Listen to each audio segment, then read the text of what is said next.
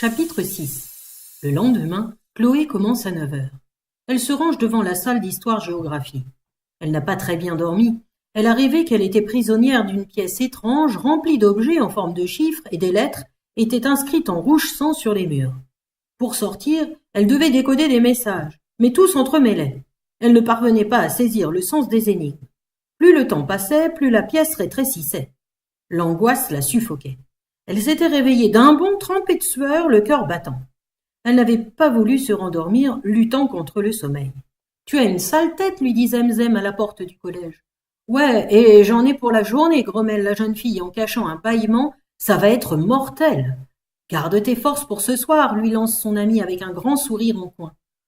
Oh oui, Chloé a hâte à ce soir, mais il faut d'abord affronter le cours de l'horripilant monsieur Criot. Le surveillant arrive et annonce. Allez, en salle d'études, monsieur Criot est absent. Après le traditionnel « Hourra » accueillant chaque absence de professeur, la classe se dirige vers la salle d'études.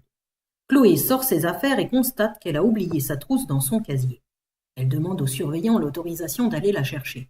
En passant devant la salle des professeurs, elle surprend la voix de sa prof de maths dans le couloir. Chloé se dit « Elle parle toute seule, c'est bizarre ». Cédant à la curiosité, elle s'approche avec la discrétion du ninja et se glisse entre l'étagère recouverte des coupes exposées et le mur. Elle rabat tout doucement la porte sur elle. Bien à l'abri, elle tend l'oreille et jette un regard dans l'interstice entre la porte et l'embrasure. « Tu n'as pas récupéré les cartes ? Mais tu n'es qu'un idiot !» crie Madame Polygone au téléphone. La jeune indiscrète est surprise. Sa professeure semble très en colère. Elle fait les 100 pas dans la salle et ses yeux lancent des éclairs de fureur. Elle a une drôle de façon de parler à son mari, pense Chloé. Elle, d'habitude, si sympathique avec ses élèves, je ne la reconnais pas. Je te dis qu'il n'y avait pas de biscuits dans la salle. Je n'ai rien trouvé. Tu me prends pour une cruche ou quoi? Mais attention à toi. Tu ne sais pas de quoi je suis capable. Je ne reculerai devant rien et peu m'importe les moyens, poursuit-elle énervée. Décidément, les courses posent problème dans leur famille, conclut Chloé. L'interlocuteur semble avoir raccroché au nez de Madame Polygone, car celle-ci regarde le téléphone avec un réel étonnement avant de sortir d'un pas militaire. Un papier tombe de sa poche. Chloé sort de sa cachette. Elle regarde alentour, personne. Elle en profite pour le ramasser. C'est l'article découpé du journal qui parle du vol commis à la maison de l'armateur. Il y a un dessin dessus. Une flèche et des lettres dans un triangle. Étrange, se dit Chloé. Elle n'a pas le temps d'y réfléchir. Un professeur passe. Vite, elle file chercher sa trousse et retourne en études. À la récréation, elle retrouve Zemzem, Momo et Ronan. Elle leur explique sa découverte. « Tu crois que ça a à voir avec le vol ?» demande Zemzem, quelque peu inquiète qu'un professeur de leur collège soit mêlé à cette affaire. « Je ne sais pas, mais c'est quand même bizarre, dit Chloé. Si c'est la mère Polygone qui a fait le coup, on sera débarrassé d'elle pour toute la vie, s'écrie Momo ravi d'échapper aux interminables exercices de sa professeure. Elle nous a encore filé un devoir, 7 exercices, 2 pages tellement il y a de texte. Momo, si c'est elle, ça veut dire que tu côtoies une criminelle. Elle a peut-être tué les 3 victimes, réfléchit Ronan. Les épis rebelles de Momo semblent se dresser sur sa tête, encore plus droit que d'habitude. Polygone, la tueuse en série à l'arbalète? Alors là, elle m'a toujours collé la trouille. C'est assoiffé de problèmes de baignoire. Faut qu'on la fasse coffrer. Doucement, Momo, Chloé a juste entendu une conversation. C'était peut-être son mari, suggère Zemzem. Eh bien, il va se faire trucider à coups de flèche dans le cœur. Flèche dans le cœur, est-ce que la flèche du dessin aurait un rapport avec les flèches du meurtrier du Cap de la Hève? Se demande Chloé. La jeune fille n'a pas le temps de partager ses pensées. La sonnerie marquant la reprise des cours retentit. Toute la journée, cette idée l'obsède. Elle ne parvient pas à en discuter avec ses amis. Momo et Ronan en foutent en salle sur le temps du midi et Zemzem mange chez elle. Chloé n'ose pas sortir le papier caché au fond de sa poche de pantalon de peur d'être surprise par Madame Polygone. Que veut dire ce dessin? Après ses cours, Chloé saute dans le tramway. Ronan, Momo et Zemzem finissent plus tard. Ils la retrouveront directement chez ses grands-parents. La jeune fille est très excitée de montrer à Papy Grenier et à Mamie Simone son indice. Alors qu'elle s'attendait à être félicitée, son grand-père fronce les sourcils. « Ça ne me plaît pas du tout. Cette affaire est bien plus compliquée et bien plus dangereuse qu'il n'y paraît. Il faut arrêter, le risque est trop grand. »« Mais papy, on y est presque. Je sens qu'on touche au but. Et qui mieux que nous peut avoir à l'œil Polygone ?»« Elle porte bien son nom, celle-là, intervient Mamie Simone. Papy Grenier et Chloé la regardent. S'appeler Polygone et être professeur de maths, avouez qu'il faut le faire, se défend-elle. Tous les trois éclatent de rire. Et Momo serait ravi d'en être débarrassé, ajoute Chloé. Alors va pour Momo, l'enquête continue, dit Papy Grenier. Mais il va falloir être prudent. Promis, jure la jeune fille en sautant au cou de son grand-père.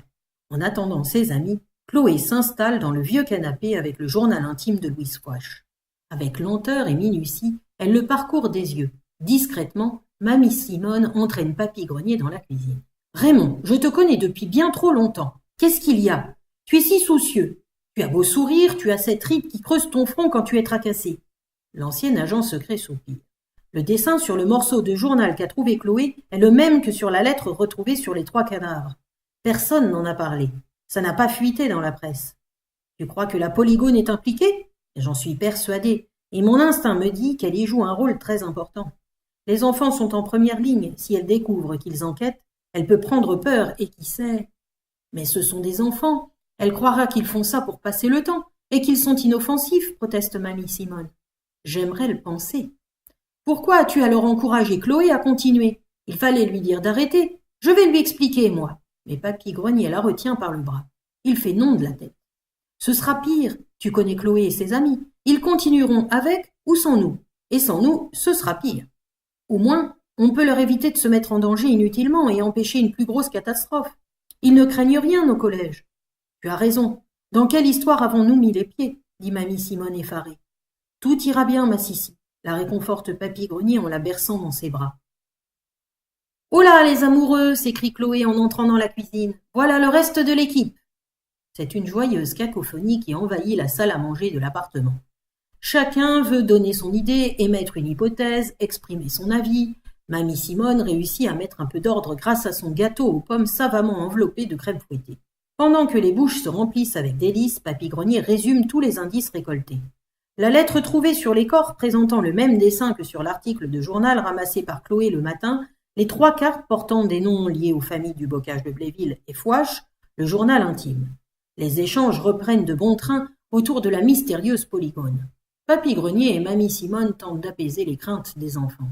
« Et vous n'avez rien trouvé dans le journal intime ?» demande Zemzem. « Non, répond Mamie Simone. Je l'ai lu, relu, épluché, mais je n'ai pas trouvé d'allusion à un secret. » Zemzem prend le livre et tourne les pages pensives. « Et si ce n'était pas dans le texte qu'il fallait chercher? Que veux-tu dire? Dans certains films, il y a des messages cachés dans la couverture ou des signes sur des pages. » Papy Grenier s'approche. « J'ai inspecté la couverture. La reliure, il n'y a pas de cachette. » Zemzem s'arrête sur une page.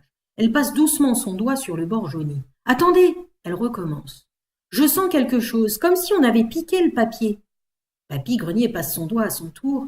Un sourire éclaire son visage. « C'est vrai, s'écrie-t-il. Ça forme des lettres.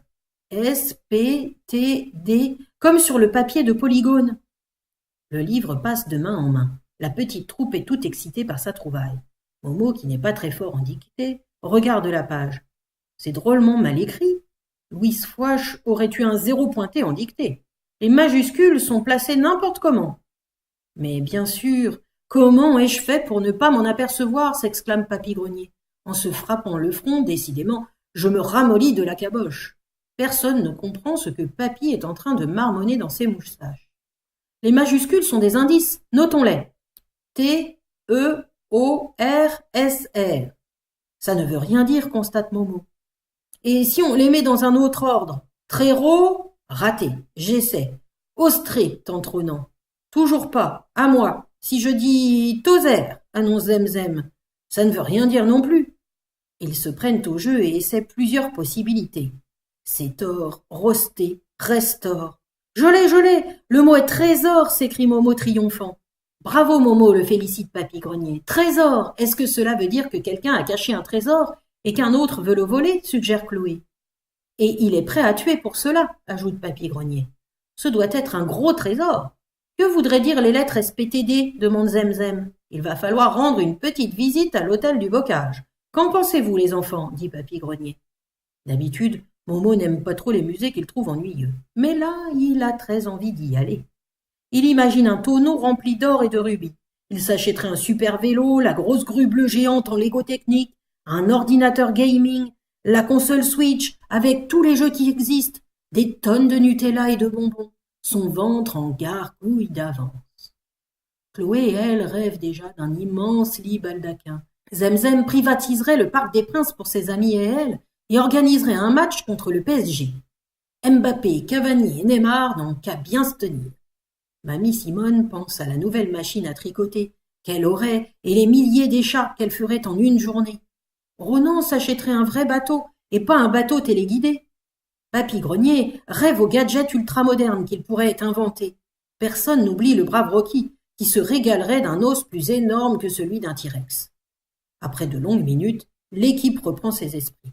Flûte, il est trop tard pour y aller, constate Ronan. Et mardi, les musées sont fermés. Il va falloir attendre mercredi, soupire Chloé. Mais nous ne manquons pas de travail. Que signifie le dessin sur la lettre? Que veulent nous dire les 3 cartes? On a encore des mystères à résoudre, les enfants, rappelle Papy Grenier. On se retrouve mercredi. Nous vous invitons à manger.